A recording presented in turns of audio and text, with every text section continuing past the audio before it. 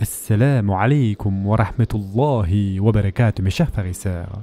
Aujourd'hui, Inch'Allah, dans cet 11e épisode de la confiance en soi, nous allons voir l'importance de faire face aux épreuves. Mes chers frères et sœurs en islam, Allah subhanahu wa ta'ala dit dans le Coran: très certainement, nous vous éprouverons par un peu de peur, de faim et de diminution de biens, de personnes et de fruits, et fait la bonne annonce aux endurants qui disent, quand un malheur les atteint: certes, nous sommes à Allah, et c'est à lui que nous retournerons.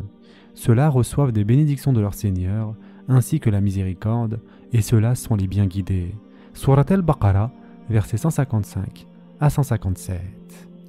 Mes chers frères et sœurs en islam, il est impossible de vivre dans ce monde et de réaliser nos objectifs sans rencontrer des épreuves ou des obstacles sur le chemin.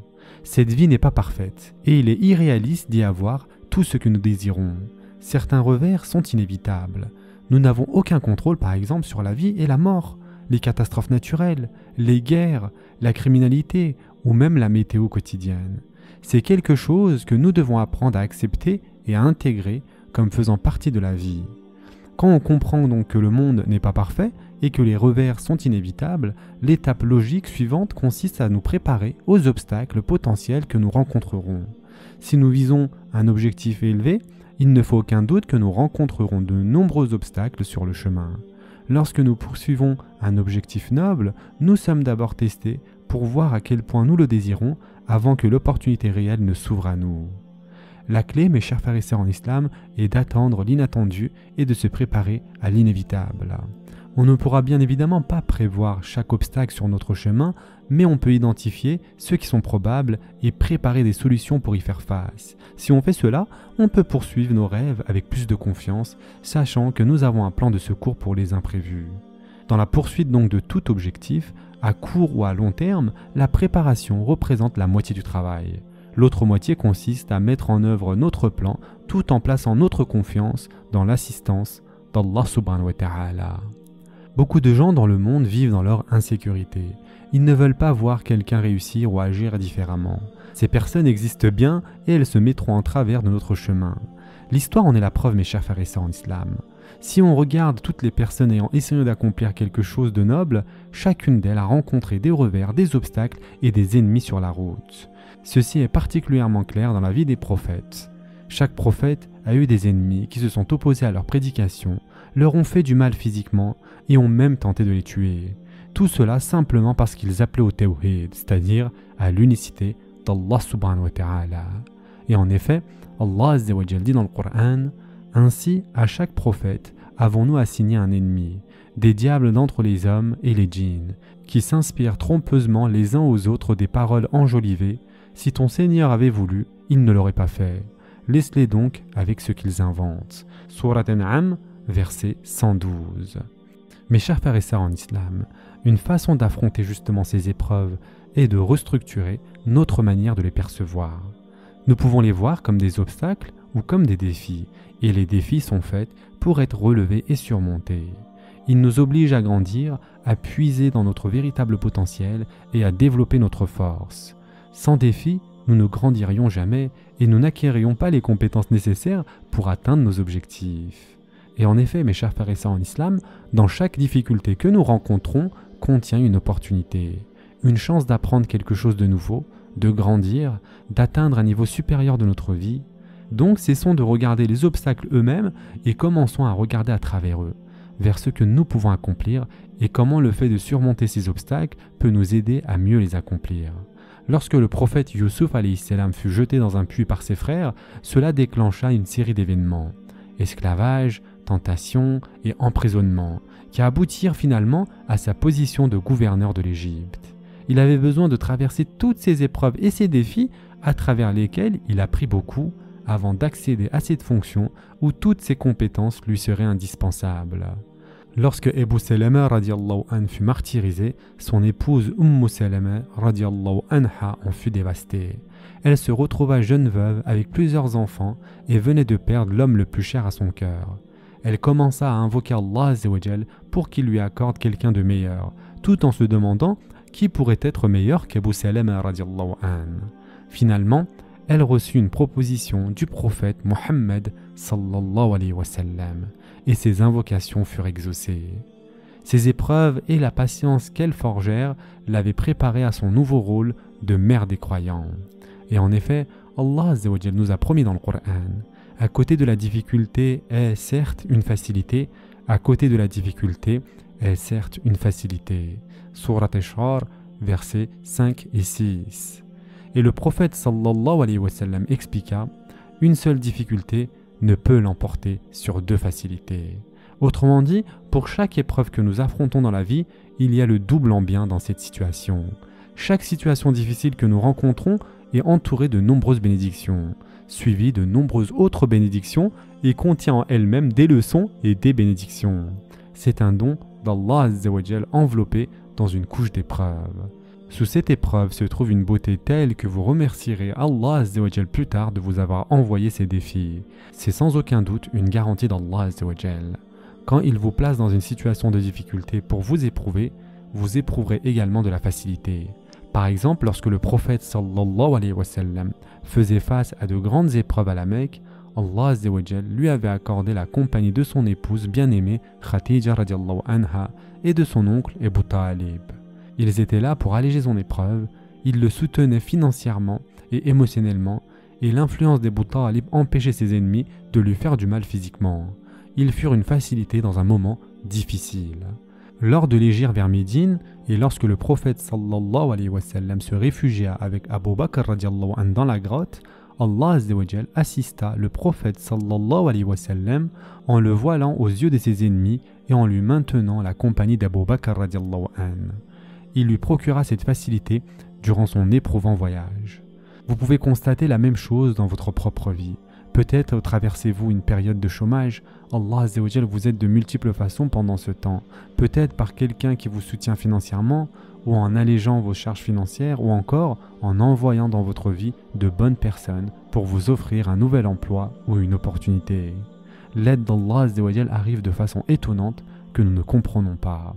Et en effet, Allah Azza wa Jal dit dans le Coran, « Et quiconque craint Allah, il lui donnera une issue favorable et lui accordera ses dons par des moyens sur lesquels il ne comptait pas.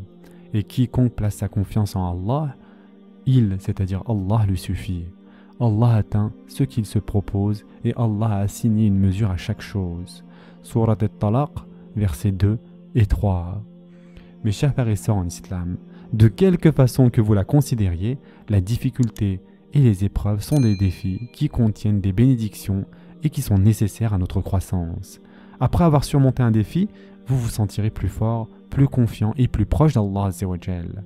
Ainsi, les défis sont indispensables pour construire notre confiance en nous-mêmes. Mes chers frères et sœurs en islam, un autre facteur important à prendre en compte est le sabr, c'est-à-dire la patience et la persévérance. Atteindre un objectif qui en vaut la peine exige du sabr. Si vous désirez quelque chose, vous devez franchir tous les obstacles qui se dressent sur votre chemin, et comprendre ce mot, sabr, est très important. La plupart d'entre nous pensent qu'il ne renvoie qu'à la patience dans les moments difficiles. Or, les savants du passé ont expliqué que le sabr se décline en 3 catégories. Tout d'abord, la patience face à l'épreuve. Deuxièmement, la retenue vis-à-vis du péché. Et troisièmement, la constance dans l'accomplissement du bien. Se lever par exemple pour le fajr, se tenir éloigné de la fornication, dépenser son argent uniquement dans des causes licites, être bienveillant envers un parent abusif, toutes ces situations sont différentes formes de sabr. Le moment le plus difficile pour manifester le sabr et rester un bon musulman est le temps de l'aisance. Le véritable test de la vie n'est pas d'être patient dans la difficulté, car de nombreuses personnes y parviennent, mais de rester obéissant à Allah Azza wa Jal quand tout va bien, quand vous possédez tout ce que vous avez toujours voulu. Si vous réussissez ce test, alors lorsque des moments d'épreuve arriveront, vous verrez l'aide miraculeuse d'Allah Azza wa Jal venir vers vous. C'est là que beaucoup d'entre nous échouent. Et en effet, notre prophète sallallahu alayhi wa sallam a dit « Reconnais Allah dans les temps d'aisance et il se souviendra de toi dans les moments d'adversité. » Mes chers frères et sœurs en islam, comment concrétiser justement le sabr? L'une des façons de le faire est de rester centré sur les solutions. Ne regardez pas seulement le problème, cherchez la solution. Si celle-ci semble longue et difficile, avancez étape par étape et concentrez-vous sur le prochain pas.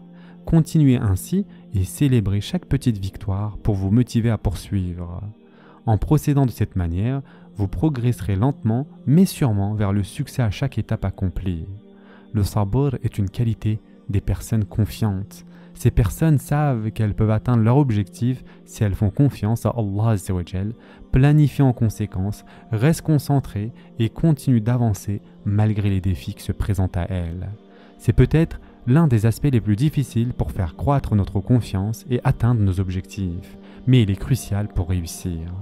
Et en effet, Allah Azza wa Jal dit dans le Coran: « Ô les croyants, cherchez secours dans l'endurance et la salat, car Allah est avec ceux qui sont endurants. » Surat al-Baqarah, verset 153. De plus, mes chers frères et sœurs en islam, le sabr est actif et vivant. Le sabr n'est pas passif, il s'agit d'un état actif. Le sabr, c'est persévérer vers vos objectifs nobles malgré les obstacles et les revers. Le sabr, c'est rester concentré et orienté vers la solution dans les moments difficiles. Le sabr, c'est garder le contrôle de soi lorsqu'une situation pourrait vous faire perdre votre calme. Le sabr, c'est être patient avec les épreuves et avec les personnes irritantes rencontrées sur votre route. Le sabr est actif, profond et vital pour la réussite. Et enfin, pour terminer pour aujourd'hui, mes chers frères et sœurs en islam, nous allons voir les 3 clés importantes concernant le sabr. C'est la patience, la persistance et la constance.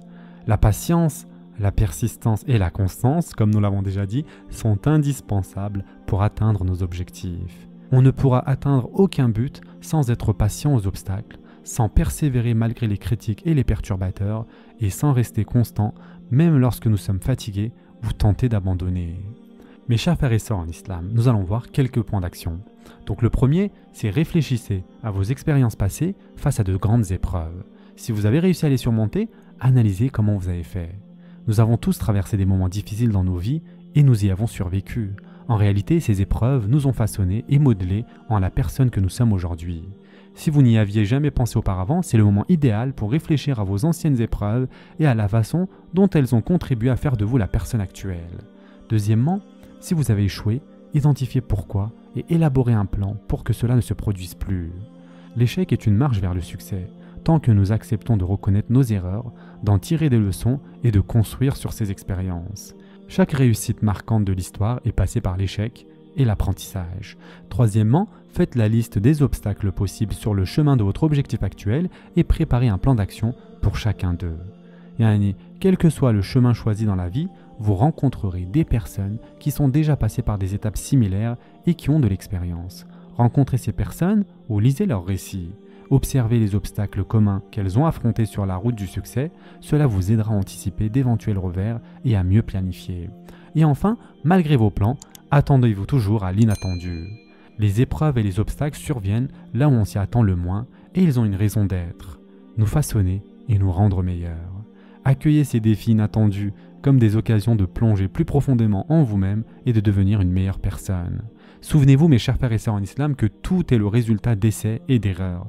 Personne n'atteint le sommet sans connaître quelques échecs en cours de route. Et rappelez-vous, ce n'est pas un véritable échec tant que vous n'abandonnez pas. Si vous continuez, ce n'est qu'un revers sur le chemin.